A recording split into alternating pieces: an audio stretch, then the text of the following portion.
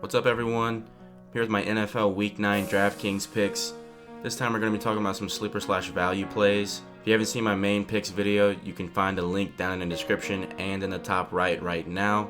So let's go ahead and get into this week's picks. Alright, so first up I have Colin Kaepernick, and I can't believe I'm about to say this, but Kaepernick is a good play this week. And it's 100% based off of the matchup. I mean, it's no secret how bad the Saints are on defense at this point in the season, and especially, going back even to last season. Kaepernick has a very, very favorable matchup, and I think this is a really, really big possible letdown spot for the Saints in this situation. I mean, first off, they're going out on the West Coast. That's going to be a bit different. So definitely the traveling schedule and all that good stuff could play some effect to it. Drew Brees, we already know about his home road splits. Those are pretty severe. The Niners are coming off of a bye, and they're getting Carlos Hyde back, we think. We don't know for sure yet, but if Carlos Hyde comes back, that definitely is going to help this rushing game as well for the 49ers. So honestly, I think Colin Kaepernick is cash game playable this week. I'm not going to lie to you and tell you that I haven't flirted with the idea of putting him in a few cash game lineups and just kind of seeing what happens. I think that, Colin Kaepernick realistically could put up almost 40 DraftKings points in this game, in my opinion. I realistically could see that. I could see him passing for nearly 300 passing yards and running for over 100 rushing yards with a pair of rushing touchdowns and a passing touchdown or something like that. That very realistically could happen. I don't think it's going to happen. A little bit more realistically, I see Kaepernick running for 75 rushing yards and 160-ish passing yards with a pair of touchdowns, whether it be two passing or a rushing, whatever the case may be. So although I think Kaepernick has a very safe floor this week, and I think he has a very high ceiling as well, I think, like I said earlier, I think it's very realistic that he could put up those monstrous numbers. But unfortunately, it's also realistic that he could put up, 8 to 10 DraftKings points as well. So there's, of course, quite a bit of risk when you're picking this guy. But I think this is a good spot for Kaepernick, and I think if you want to play him in cash games so you can get Ezekiel Elliott and Le'Veon Bell in your lineup, it makes perfect sense in my opinion. Okay, so next up I have Antonio Gates, and I'm not going to say he's 100% dependent on whether or not Hunter Henry plays or not, but it would be a big, big boost if Hunter Henry can't go for Antonio Gates. So Antonio Gates has an 8.6 combined usage percentage. So if you don't know what combined usage percentage is, it's snap percentage times target percentage.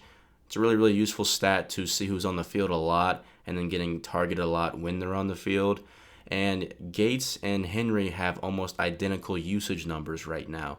So if Henry's not able to go, you could see Antonio Gates' usage literally almost double. And that alone is making me consider Gates in cash games. Now, I know a lot of people want to pay up and get Kyle Rudolph, and that's a really good play this week, but I think Gates has every bit of the upside that Rudolph does, in my opinion, if not a little bit more, especially if Hunter Henry can't play. And Tennessee is a bottom 10 defense against tight ends. And I mentioned it earlier, if you want to play Ezekiel Elliott and Le'Veon, you have to find places that you can spend down at and, not feel bad about yourself or not feel guilty for doing it. And the 3 best places to do that each week are going to be quarterback, tight end, and defense. So this could be a good spot to play Antonio Gates in cash games. It's going to be low owned in just about every contest. And even if Hunter Henry does play, I'm still going to consider him because last week Hunter Henry was dealing with the same injury, and he only had 4 targets compared to 9 targets for Antonio Gates. Gates was able to put up 13 fantasy points with 4 receptions and a receiving touchdown against the Denver Broncos. So hopefully we can see some similar production out of him this week, but again, heavily considering him if Hunter Henry is not able to go. So the last time that I talked about Sammie Coates was when he faced the New York Jets, and he went off in that game. He had 11 targets, 6 receptions, 2 receiving touchdowns, and well over 100 receiving yards. And since then, he's kind of been MIA. So several factors have kind of played into that. First off, of course, Ben Roethlisberger going down with an injury. That was a big blow. And then he ended up having this finger or hand injury or something like that. Of course, that was a big issue as well. Now it looks like Ben Roethlisberger is coming back this week, and his hand is healed up. He's been off the injury report for 2 weeks now, including this week. So this looks like a good spot to play Sammie Coates. He's going to be really, really low owned because everybody's going to be talking about the 3 Bs and Ben, Brown, and Bell. This is a really, really good spot, like I said, to get him at a low ownership, and Ben Roethlisberger is going to target this guy 5 times per game at least. And I think the probability of this guy getting, 4 or 5 targets and him catching 3 of those for, 100 receiving yards is very, very high. I mean, I talked about it last time that I brought him up in my sleepers video about his ADOT, which is average depth of target. He was one of the highest in the league at the time, at least, and it was pretty insane. So, Ben Roethlisberger is one of the best deep ball passers in the NFL.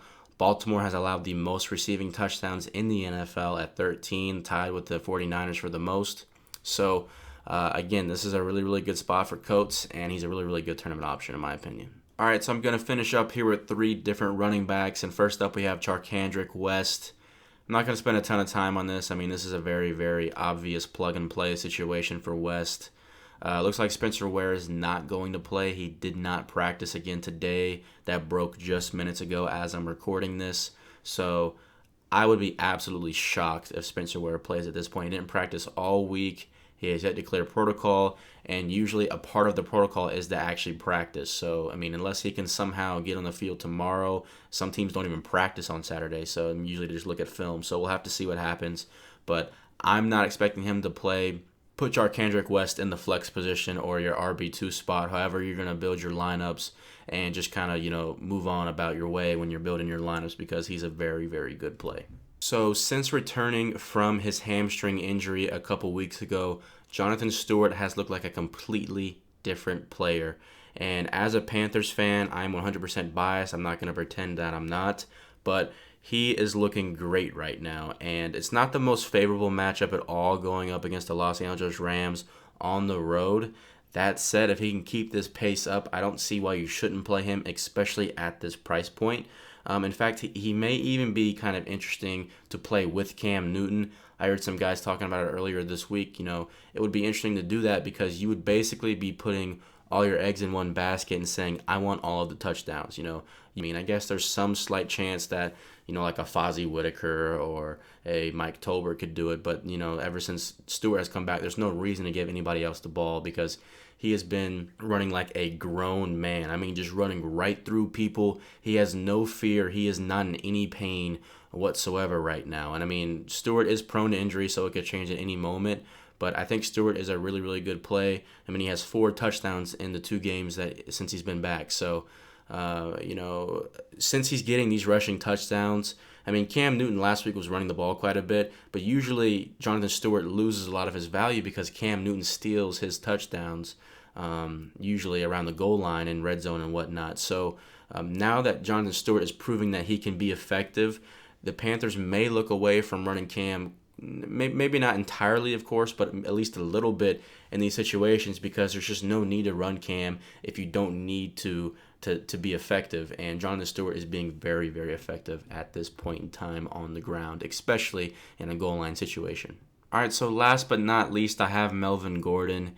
And week in and week out, this guy just finds a way to get fantasy points. I mean, it just doesn't make sense. I mean, first off, last week, he had over 100 rushing yards against the Denver Broncos and didn't have any touchdowns. And usually it's the exact opposite. Usually he runs for 30 yards on 20 carries for a 1.9 yards per carry average with 3 touchdowns or something stupid. So now he's getting looks in the passing game a ton since, Danny Woodhead went down very, very early in the season. He's just an effective fantasy player. I mean, whether you think he's a good football player or not, he is effective in the stat column when it comes to DK points. That said, this isn't a very good matchup for him going up against the Tennessee Titans, who've actually been one of the better one of the better teams stopping opposing running backs from scoring fantasy points. That said, they haven't really faced anybody. I mean, you could argue the best running back they faced this season is Jay Ajayi, and that was in week 5 before he turned into Bo Jackson reincarnated. I mean, that said, he's still going to get involved in the offense. He's probably going to be very, very low owned because he's just not he's not a sexy pick, as people like to say. He's not somebody that people say, oh, I have to get this guy in my tournament lineup. I have to play him. But I don't think you have to play him by any means, but I think everybody's going to be looking at the passing game, like Terrell Williams. Even people are talking about Dante Inman. or Dontrell Inman, I should say, excuse me.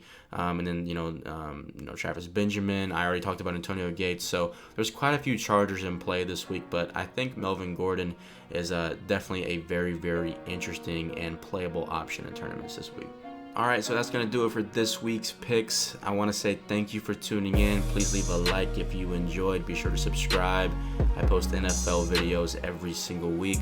Hopefully, we'll start posting some NBA videos coming up shortly, but we will see what happens. So again, thank you for watching, and I will catch you guys in the next one. Later.